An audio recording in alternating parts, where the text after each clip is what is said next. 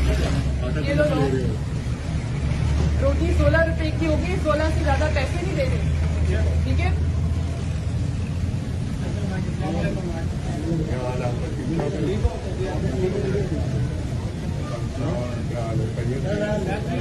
यही 20 रुपए ना दोबारा दे देना।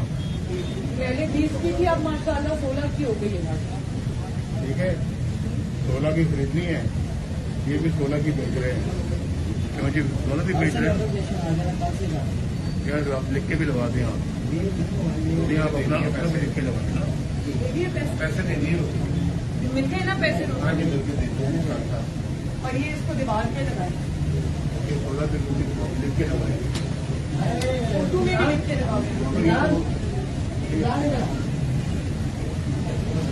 सरकारी भी लिख के लगाए थे, रोटी 16 रुपये।